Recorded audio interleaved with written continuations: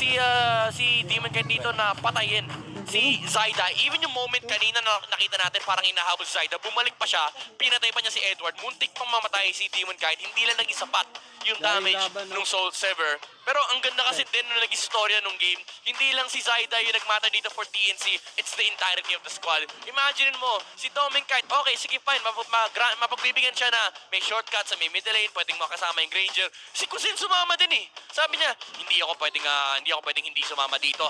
Mawawala ang aking rising star. Kasi ako yung post-bong na gold laner dito. And naging maganda rin yung performance ni Kusin, especially in the team fights. Yung pag-pick up niya kila Edward, yung kanyang pag-dash, hindi siya basta-basta nahuhuli dito ng Sandwich Claw ni Yue.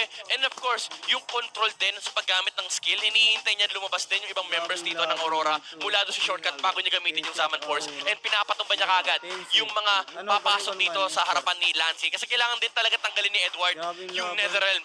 Kasi kapag hindi nila nagawa yun, isa-isa lang tutumbayan yung mga extra HP, yung mga extra layers. And ang nangyayari is, nadidisrupt din yung likuran ng Aurora. Kasi kailangan din nila intindihin yung kapag pumasok si Zyda sa bandang likuran and then nag-dash si Kusin paharap, doon naman sila madedelikado and mapapaforce sila ng flicker out. Pero ano talaga nagkaroon ng storya yung labanan ng mga roamers, yung mga counter sets na nangyayari mula kay Rene J, mula din kay Yawi, but most importantly, this Lord fight na tinig dito ng Aurora, even though they were the victors. Ito yung sinasabi ko kanina na muntik pang ma-outplay ni Zyda yung kabuuan ng Aurora, ang bilis ng buy and sell niya ng Immortality, na late lang ng konti yung Winter Crown, so hindi niya ata na-pop bago siya napatay. Pero yung, ito yung ginulo niya, ito na ba yun?